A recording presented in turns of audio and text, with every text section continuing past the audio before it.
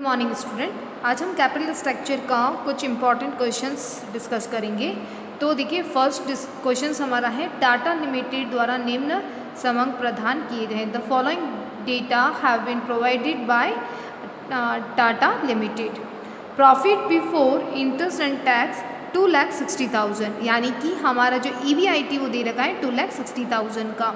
Less इसमें से interest on debenture जो कि रेट क्या है 12%, उसका अकॉर्डिंग कितना हो गया 60,000, right. Less income tax 50% less किया गया है। EAT means earning after tax, right. और उसके बाद में आपका number of equity share of face value 10 each और 40,000 दे रखा है। मार्केट प्राइस दे रखा है 25। आगे क्वेश्चंस क्या कह रहा है, the company has undistributed reserve 6 lakh, यानी कंपनी के पास जो रिजर्व है जिससे बांटा नहीं गया है वो कितना है 6 लाख है। द कंपनी नीड 2 लाख, यानी कि कंपनी को अब और कितना ज़रूरत है 2 लाख का ज़रूरत है फॉर एक्सपांसन, यानी कि कंपनी अपने विस्तार के लिए 2 लाख की आवश्यकता महसूस कर रही है।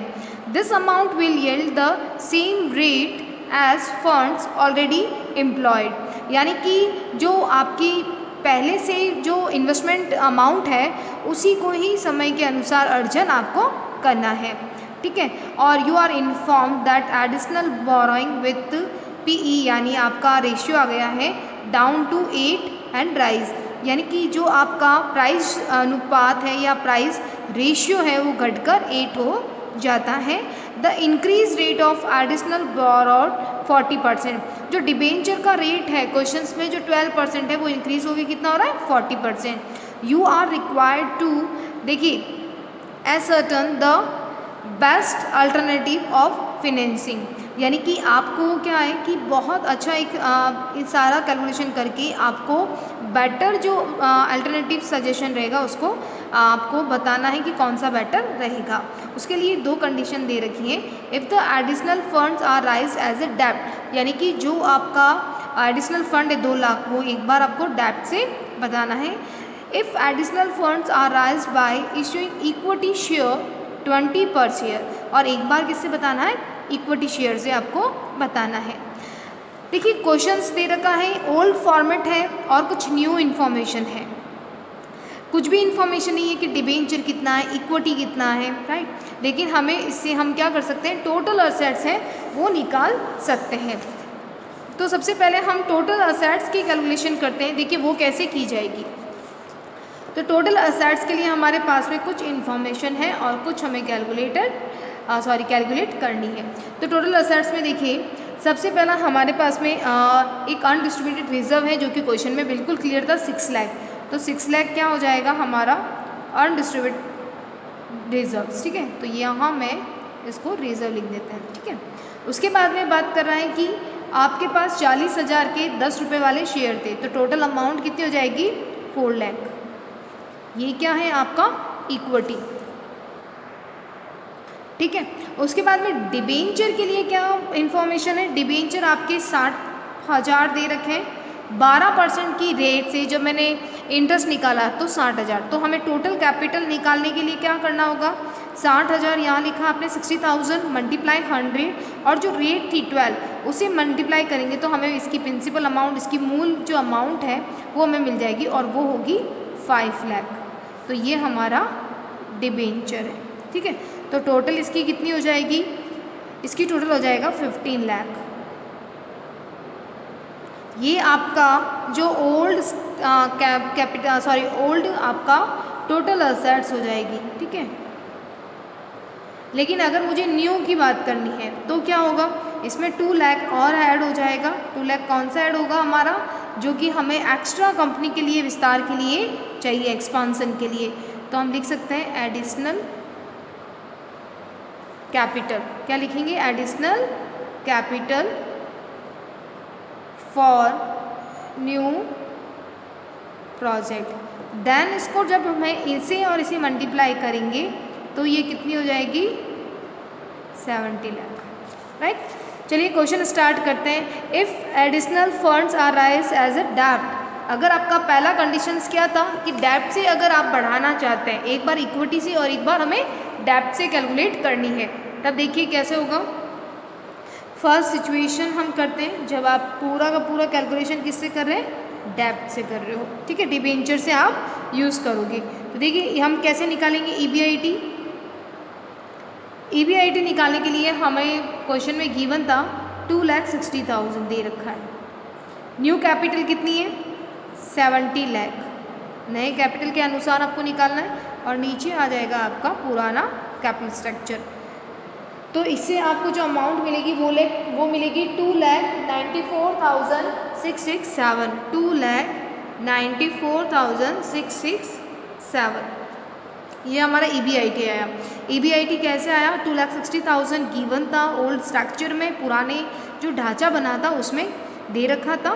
न्यू कैपिटल हमने यहाँ कैलकुलेशन की थी, पुराने के साथ में 2 लाख को हमने जोड़ा, जो एडिशनल कैपिटल नीड था वो था 70 लाख, और 15 लाख हमारा है ओल्ड जो टोटल असेट्स गिवन था जो हमने कैलकुलेट करके निकाला वो यहाँ। इससे हमें न्यू EBIT पता चल जाएगा। और यहाँ हमने पहला जो आपका है प्रोजेक्ट वो डेब्ट से कर रहे हैं, राइट। बात कीजिए इसको लेस करते हैं हम लोग इंटरेस्ट। इसमें जब पुराना और नया दे रखा हो तो आप ध्यान रखिएगा, जब हम कैपिटल स्ट्रक्चर अपना नया वाला डेब्ट से बना रहे हैं तो यहाँ पे पुराना जो इंटरेस्ट है वो भी आएगा और नया जो इंटरेस्ट है वो भी आएगा, ठीक है। तो देखिए कौन कौन सा इंटरेस्ट आएगा, old plus new. Old given है आपका क्वेश्चन में ऑलरेडी 60,000, और न्यू कैसे निकालेंगे आप लोग, डिबेंचर जो है उस पर जो रेट आपकी यानी 2 लाख का आप नई से अरेंज कर रहे हैं ना, 2 लाख यानी एक बार 2 लाख को आप डिबेंचर मानेंगे और एक बार 2 लाख को आप इक्विटी शेयर। तो 2 लाख और रेट कितनी थी 14%, तो यहाँ कितना आ जाएगा 28,000, और यहाँ हम इसकी टोटल लिख देंगे तो टोटल कितनी हो जाएगी 88,000, ठीक है। ये 28,000 कहाँ से आया, 2 लाख का हमें अरेंज करना था न्यू कैपिटल और 14% डिबेंचर है, ठीक है, वहाँ से। क्लियर है आपको। नेक्स्ट लेस करने के बाद जो हमारे पास अमाउंट आएगी वो आएगी 2,06,667, 2,06,667 ये अमाउंट आया आपके पास। लेस करेंगे हम इसमें से लेस 50% आपका डिबेंचर, 50% टैक्स। टैक्स 50% कितना हो जाएगा 1,03,333। 50% 2,06,667 का कितना होगा 1,03,336, यानी कि 333 हो जाएगा आपका, ठीक है। चलिए लेस, इसके बाद हमें रिमेनिंग सेम अमाउंट आ जाएगी क्योंकि 50% टैक्स था। क्लियर है आपको। यहाँ हम करते हैं, ये क्या कहलाएगा हमारा EAT, अर्निंग आफ्टर टैक्स, ठीक है। टैक्स हमने यहाँ पे लेस कर दिया तो ये अर्निंग आफ्टर टैक्स आ गया। बात करते हैं नंबर ऑफ इक्विटी शेयर की। नंबर ऑफ इक्विटी शेयर की, यहाँ पे इक्विटी शेयर कौन से काउंट होंगे, पुराने वाले। क्यों, क्योंकि हम जो अपना अरेंजमेंट है कैपिटल स्ट्रक्चर का वो पूरा का पूरा डिबेंचर से कर रहे हैं, तो यहाँ पे जो पुराना नंबर ऑफ इक्विटी शेयर होगा वो यूज़ आएगा। तो वो कितना दे रखा है क्वेश्चन में 40,000, कितना दे रखा है 40,000। तो क्या इससे हम EPS निकाल सकते हैं, बिल्कुल, EAT upon number of equity share. तो 1,03,333 अपॉन 40,000, तो आपका EPS कितना आ जाएगा, आपका EPS इसमें आ जाएगा 2.58, कितना आ जाएगा 2.58। मार्केट प्राइस गिवन है आपकी, कितनी दे रखी है 8, मार्केट प्राइस कितनी है 8, तो हम करेंगे हम EPS मल्टीप्लाई आपका प्राइस रेशियो, यानी प्राइस रेशियो दे रखा है 8 और EPS दे रखा है 2.58, तो आपकी मार्केट प्राइस इजी से आप निकाल सकते हैं, कितनी आ जाएगी, कितना आ जाएगा 20.64। तो ये इसकी मार्केट प्राइस आ जाएगी जब हम डिबेंचर से कैलकुलेशन करेंगे। तो देखिए हमने क्या किया इस क्वेश्चन को करने के लिए, सबसे पहला हमने टोटल असेट्स निकाली। टोटल असेट्स के लिए रिजर्व आपका दे रखा है क्वेश्चन में 4 लाख, आपका इक्विटी दे रखा है पुराने कैपिटल स्ट्रक्चर में 5 लाख, डिबेंचर हमने कैलकुलेट की थी क्योंकि 60,000 आपका इंटरेस्ट दे रखा था और 12% दे रखा था इंटरेस्ट की रेट। तो हमने इसको क्या किया 60,000 मल्टीप्लाई 100 डिवाइडेड बाई 12, तो इससे हमारी जो अमाउंट है डिबेंचर की वो आ जाएगी 5 लाख। तो टोटल करने पर ये 15 लाख आ गया। ये हमारा ओल्ड कैपिटल स्ट्रक्चर होगा, ठीक है। फिर हमें नया कैपिटल स्ट्रक्चर बढ़ाना, एक्सपांसन करना है 2 लाख से। तो हमने लिखा ये तो पुराना कैपिटल स्ट्रक्चर है 15 लाख का, 2 लाख इसमें ऐड करेंगे तो ये 17 लाख का क्या हो जाएगा, नया कैपिटल स्ट्रक्चर बन जाएगा, ठीक है। अब ये हमने कैलकुलेशन कर दी, ये हमारा फर्स्ट वर्किंग नोट था। अब ये क्वेश्चन कह रहा है कि आपको 2 लाख जो है वो एक प्रोजेक्ट आपको डिबेंचर से यूज़ करके बनाना और एक इक्विटी शेयर से। तो हमने फर्स्ट लिखा डिबेंचर 2 लाख का हम यूज़ कर रहे हैं। EBIT हमने निकाला 2,60,000 पुराना दे रखा था, 17 लाख आपकी न्यू कैपिटल और 15 लाख आपका पुराना। तो इससे हमारा न्यू EBIT आ जाएगा, राइट। लेस करेंगे इंटरेस्ट। यहाँ पे पुराना और नया इंटरेस्ट क्यों आया, क्योंकि हम यहाँ पे पूरा का पूरा अरेंजमेंट डिबेंचर से कर रहे हैं। जब आप डिबेंचर से करोगे तो दोनों आएंगे, एक तो पुराना आएगा जो क्वेश्चन में गिवन है और नया आपने निकाल दिया। भाई 2 लाख का कैपिटल अरेंज कर रहे हैं और रेट क्वेश्चन में दे रखी है 14%।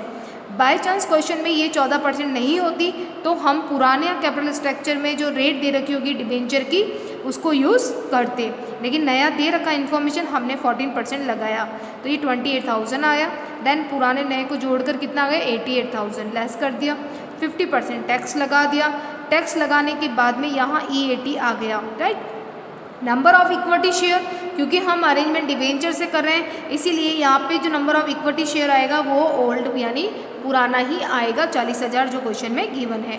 EPS निकालना कैसे निकालेंगे, EAT upon number of equity share. आपका EAT दे रखा था 40,000 हमने निकाला, EPS आ गया आपका 2.58। अब देखिए आपको दे रखा है प्राइस रेशियो।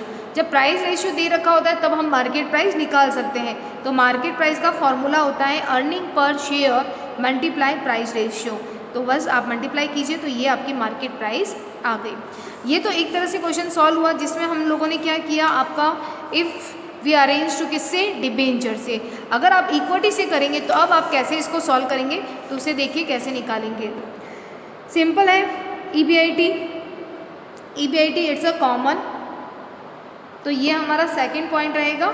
सेकंड पॉइंट में हम लोग क्या लिखेंगे, यहाँ पे जो आपकी हेडिंग रहेगी if additional funds are raised by issue of equity share. अब अगर आप चाहें तो पूरा लिख सकते हैं if additional funds are raised of by लिखते हैं by issue of equity share, यानी कि इक्विटी शेयर से अब आप कर रहे हैं, ठीक है। वही 2 लाख का इक्विटी शेयर। EBIT अभी हमने कैलकुलेट की थी, वही सेम EBIT आएगी 2,94,667। लेस करेंगे इंटरेस्ट। बताइए पुराना आएगा नया, बिल्कुल ओल्ड ही आएगा। क्यों आएगा, क्योंकि हम इक्विटी शेयर से अपना कैपिटल स्ट्रक्चर बना रहे हैं। यहाँ हमने लिखा है इक्विटी शेयर से हम बना रहे हैं, ठीक है। तो ओल्ड कितना था 60,000 का, लेस कर दीजिए इसे 60,000 से तो आ जाएगा 2,34,667। लेस कीजिए 50% टैक्स। 50% टैक्स लगाने के लिए कितना हो जाएगा 1,17,333।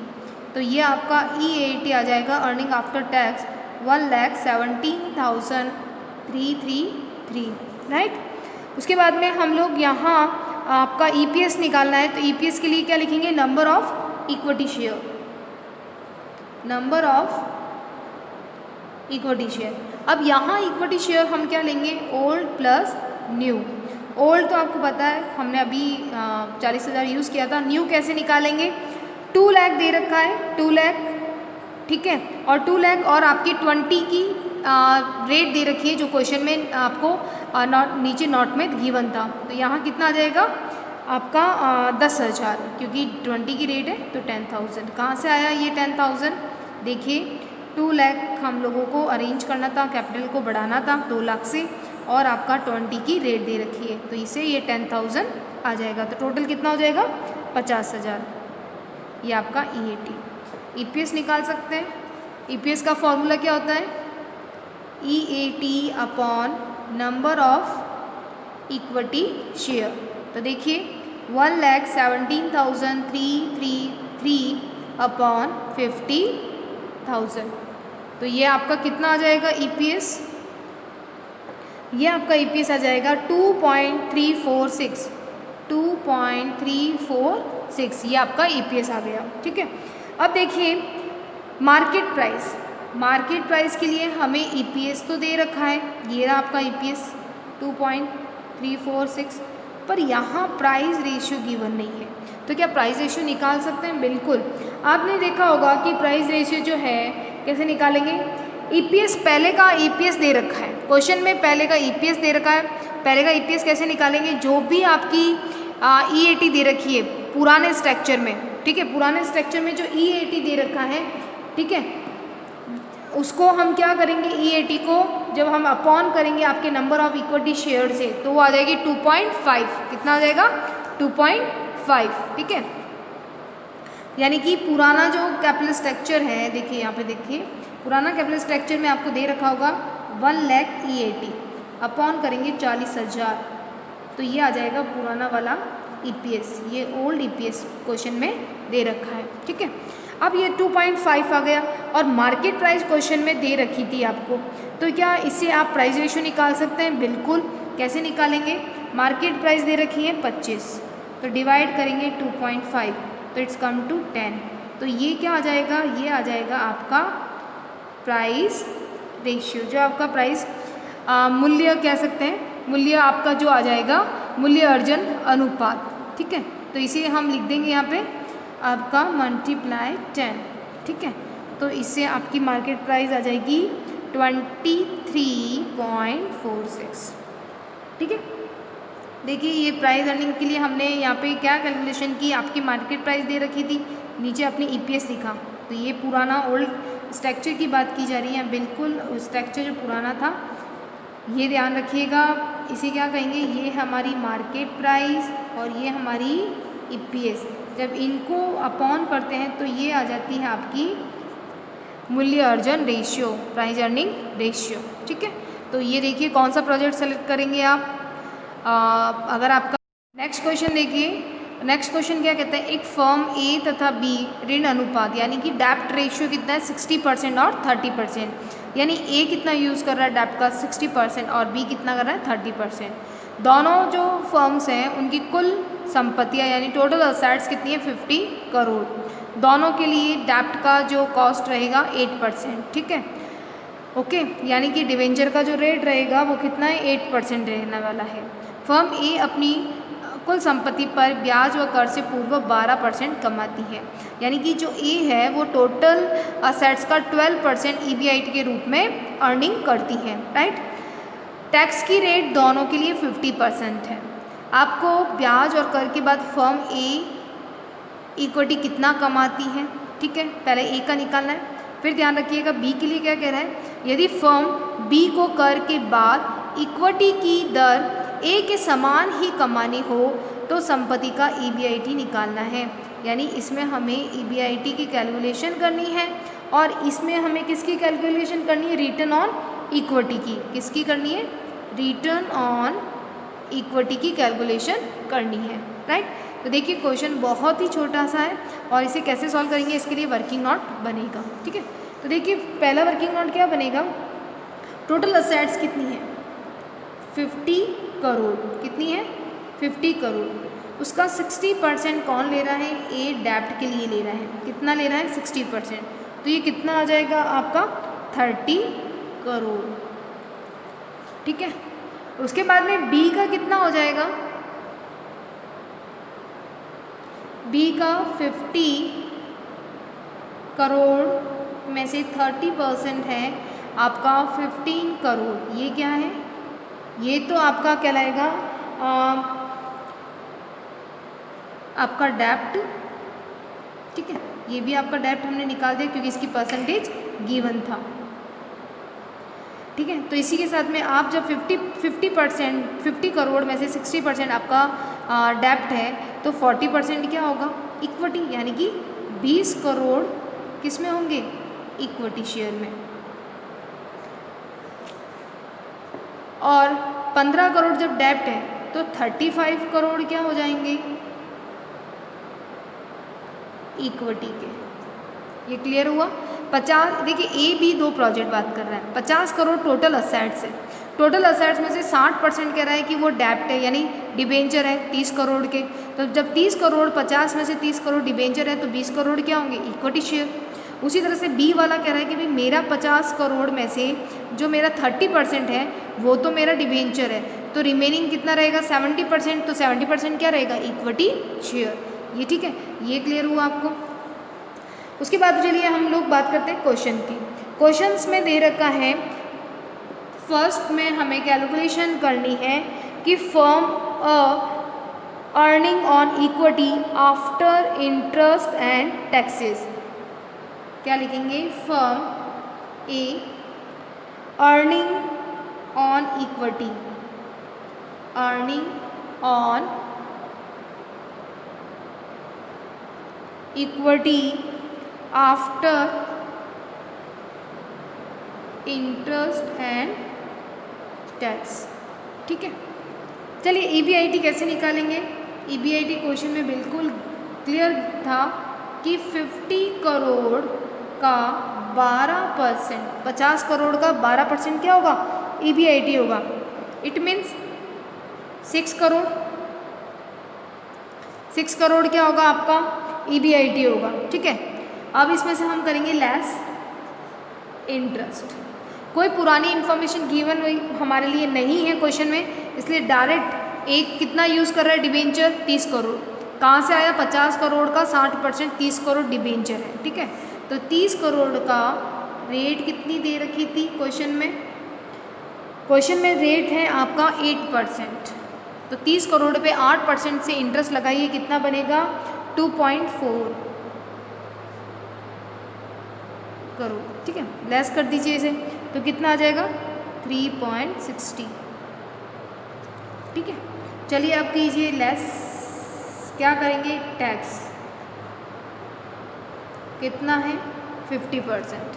चलिए 3.60 का आप निकालिए, कितना हो जाएगा 1.80 करोड़। आप चाहें तो पूरा अमाउंट भी लिख सकते हैं, पूरा 6 करोड़ लिख सकते हैं। ठीक है, और चाहें तो आप पॉइंट लगाकर इसे शॉर्ट में लिख सकते हैं। ठीक है, चलिए ये हमने निकाल दिया, कितना आ गया हमारा, ये आ जाएगा आपका लेस करने के बाद में 1.80 करोड़।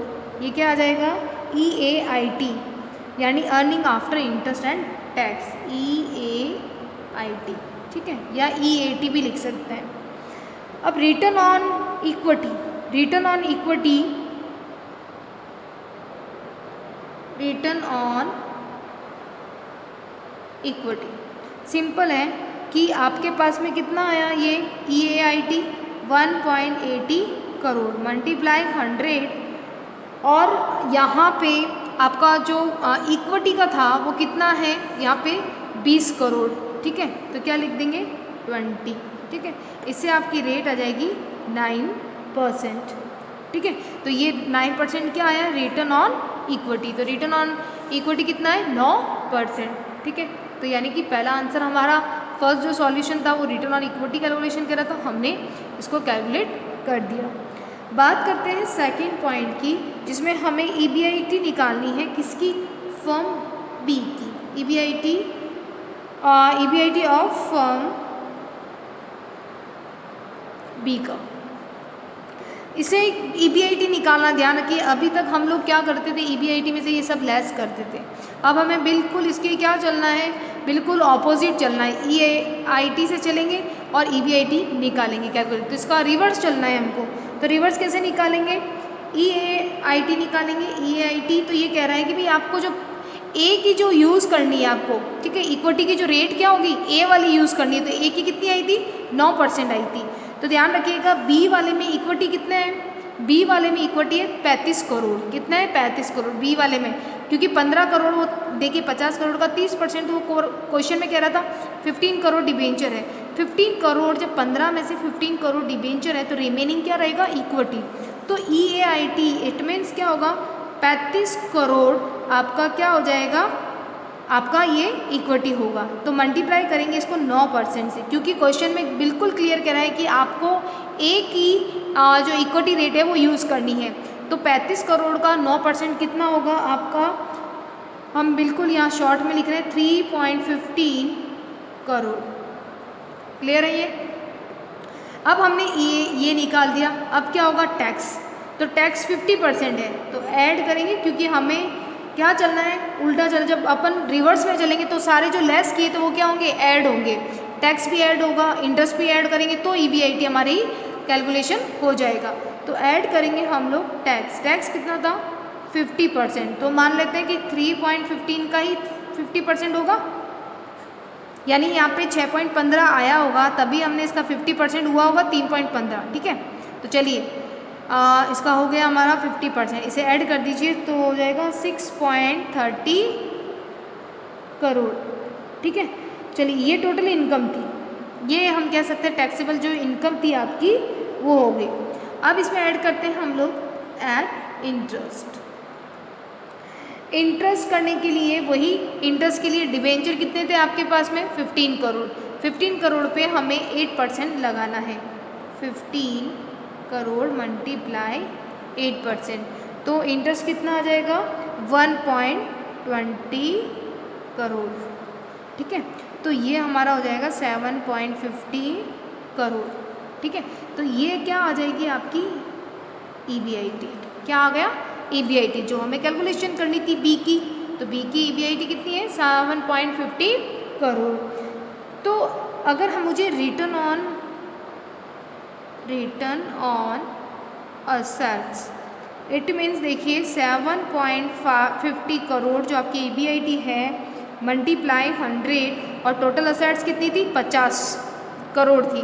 तो देखिए अगर मैं रिटर्न ऑन असेट्स निकालती हूँ, यानी कि 7.50 EBIT मेरी 100 की, ठीक है, क्योंकि मुझे रेट निकालना है रिटर्न ऑन असेट्स का, और 50 करोड़ क्या है आपका टोटल असेट्स। तो इससे जो रेट आएगी वो कितनी आ जाएगी? 15%। सिंपल है कि अगर आप अपना 50% आपका आया, अगर आप 35 करोड़ जो इक्विटी है, अगर उसका 35 करोड़ में से आप कह सकते हो कि अगर आप 50 करोड़ 35 करोड़ इक्विटी का है, अगर हम टोटल की बात करें कि 50 करोड़ का अगर आप 15% निकालोगे तो कितना आएगा? ये आना चाहिए, क्योंकि देखिए यहाँ हमने क्या निकाला था? ए वाले में 50 करोड़ का 12% कितना आया था? 6 करोड़ आया था। तो उसी तरह से अगर मुझे चेक करना है कि ये EBIT सही है या नहीं, तो देखिए आपका टोटल असेट्स कितनी है? 50 करोड़, उसका आप 15% निकालेंगे तो आंसर क्या आएगा? 7.5 करोड़। इट मीन्स ये जो मेरे EBIT है वो करेक्ट है। कैसे करेक्ट किया? रिटर्न ऑन असेट्स निकाल कर EBIT multiply 100 divide by total assets. Total assets कितनी थी हमारे? 50 करोड़, इसे निकालने पर 15% आया। तो यानी कि जो ए के लिए 12% थी ना EBIT की रेट जो गिवन थी हमारे क्वेश्चन में, तो उसी तरह से यहाँ पे बी के लिए कितनी होगी? 15%। क्लियर है आपको? तो यहाँ हमने EBIT निकाल दिया और यहाँ हमने रिटर्न ऑन इक्विटी 9% निकाल दिया, राइट। तो ये जो क्वेश्चन था ये भी एक अच्छा क्वेश्चन था जो हमने यहाँ आपको सॉल्व करके बताया कि कैसे हमने यहाँ पे परसेंटेज करके डिबेंचर और इक्विटी के अमाउंट निकाला AB प्रोजेक्ट के लिए। फिर हमने इसमें क्वेश्चन में आपको इक्विटी का निकाला था, रिटर्न ऑन इक्विटी, और इसमें कैलकुलेशन करनी थी आपकी EBIT की। तो फर्स्ट में हमने रिटर्न ऑन इक्विटी कैलकुलेशन कर दी और सेकंड में आपने कैलकुलेशन क्या किया? EBIT का कैलकुलेशन किया।